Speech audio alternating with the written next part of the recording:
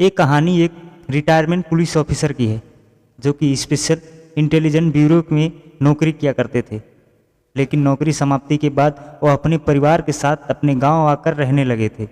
गांव में ही उनकी थोड़ी बहुत खेती योग्य ज़मीन थी जिसमें वो खेती करने में व्यस्त रहते थे।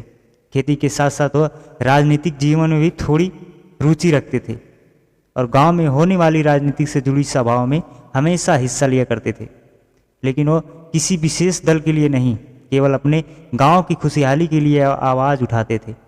एक दिन राज्य के मंत्री का दौरा इसी गांव में निर्धारित किया जाता है और तय प्रोग्राम के आधार पर गांव की सुरक्षात्मक जांच की जाती है। सारे रास्तों की जांच पूरी होने पर मंत्री जी का काफिला गांव में बने पंचायत भवन के पास आकर रुकता है।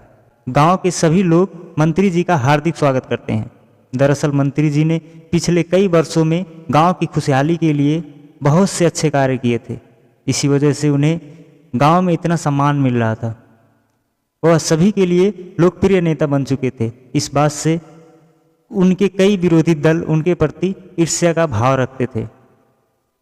कार्यक्रम के आरंभ में मंच पर मंत्री जी को आमंत्रित करने के लिए वही रिटायर्ड पुलिस ऑफिसर आते हैं। गांव के सभी लोग जोर जोर से तालियां बजा रहे होते हैं। सभी बहुत खुश होते हैं कि नेताजी आज कोई बहुत बड़ा ऐलान करेंगे जिससे गांव का विकास और बढ़ेगा। तभी मंच पर नेताजी को आमंत्रित किया जाता है और वह अपना भाषण प्रारंभ करते हैं। सभी गांव वाले उनके भाषण पर तालियां बजा रहे होते हैं। उन्हीं गांव के लोगों के बीच एक व्यक्ति मौजूद होता है, बिना प्रतिक्रिया दिए हुए शांत खड़ा हुआ, केवल मंत्री जी को देख रहा था। तभी रिटायर्ड पुलिस ऑफिसर की नज़र उस पर पड़ती है। उन्हें कुछ संदेह होता है और तभी अचानक वह व्यक्ति अपने जेब से बंदूक निकालकर मंत्री जी की ओर तान देता है।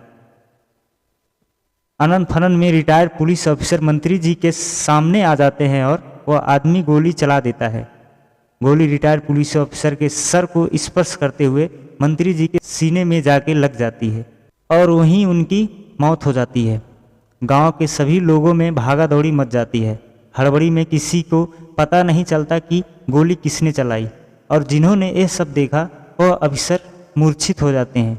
मंत्री जी और अधिकारी को सेक्रेटरी के साथ अस्पताल लाया जाता है और कुछ देर बाद इलाज के बाद सभी लोग डॉक्टर से पूछते हैं कि साहब कैसे हैं, लेकिन डॉक्टर पुलिस अधिकारी की हालत के लिए कुछ जवाब नहीं दे पाते। 24 घंटे होने के बाद भी उन्हें होश नहीं आता। अगले ही दिन डॉक्टर अपनी रिपोर्ट में ये बताते हैं कि सर के इतने करीब से गोली जाने पर उनके सर की नस फट गई है, जिसकी वजह से वो कोमा में चले गए हैं और कुछ कह नहीं सकते कि कब तक कोमा से बाहर आएंगे।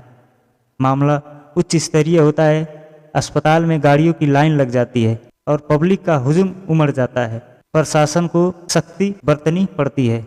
तभी राज्य के मुख्यमंत्री का दौरा उसी अस्पताल में होता है। मुख्यमंत्री भी अपने मंत्रिमंडल के इतने होनहार मंत्री के जाने से बहुत दुखी होते हैं। आते ही ड्यूटी पर तैनात सभी अधिकारियों को सख्ती से पूछते हैं, तुम लोग क्या कर रहे थे, कैसी सुरक्षा है तुम लोगों की। अब मैं जनता को क्या जवाब दूँ, लेकिन अधिकारियों के पास इसका कोई जवाब नहीं होता है, क्योंकि हत्यारे का चेहरा केवल रिटायर्ड पुलिस ऑफिसर ने देखा था और वो कोमा में जा चुके थे। मंत्री जी के अंतिम संस्कार के बाद मुख्यमंत्री पूरे राज्य में सुरक्षा बढ़ा देते हैं और राज्य की पुलिस मुस्तैदी के साथ मंत्री जी के हत्यारे का पता लगा रही होती है। और यहाँ दूसरी ओर रिटायर्ड पुलिस अधिकारी अभी भी उसी हालात में होते हैं।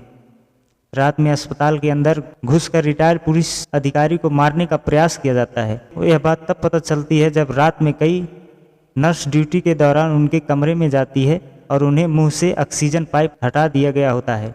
रिटायर्ड अधिकारी की हालत और भी नाजुक हो चुकी थी, लेकिन नर्स की वजह से ये बचा लिए जाते हैं। और यह बात जैसे ही कुछ लोगों को पता चलती है तो अस्पताल की सुरक्षा और बढ़ा दी जाती है। मुख्यमंत्री अस्पताल में आकर डॉक्टरों के साथ मुलाकात करते हैं और कमरे में रिटायर्ड पुलिस अधिकारी की हालत पर चर्चा करते हुए कमरे से बाहर आ जाते हैं और उसी दिन रात को फिर कोई उस कमरे में घुसकर उन्हें मारने का प्रयास कर रहा होता है। लेकिन अचानक पुलिस अधिकारी उसका हाथ पकड़ लेते हैं और यह कोई और नहीं, वही डॉक्टर होता है जो उनका इलाज कर रहा था। रिटायर्ड पुलिस अधिकारी जोर से आवाज़ लगाकर सुरक्षा में तैनात जवानों को बुलाते हैं और डॉक्टर को गिरफ्तार करवा देते हैं। जैसे ही मीडिया को यह बात पता चलती है तो वो रिटायर अधिकारी का इंटरव्यू लेने पहुंच जाते हैं।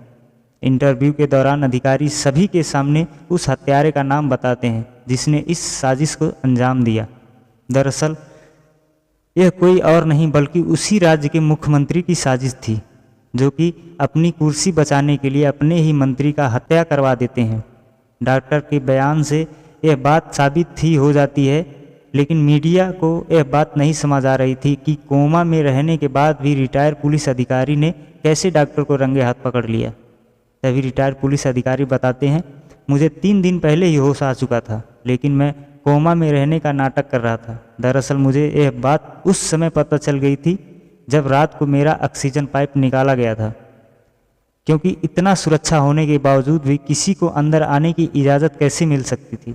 मुझे शक हुआ कि यह ज़रूर कोई मौजूद लोगों की ही साजिश है, और जब मुख्यमंत्री मेरे कमरे में डॉक्टर के साथ बात कर रहे थे उसी समय मुझे उसके षड्यंत्र का पता चल चुका था, लेकिन मैं उन्हें सबूतों के साथ पकड़ना चाहता था। मीडिया के सभी लोग यह बात जानकर तालियां बजाने लगते हैं और रिटायर पुलिस अफसर की बहादुरी और अक्लमंदी के लिए उन्हें शाबाशी देते हैं।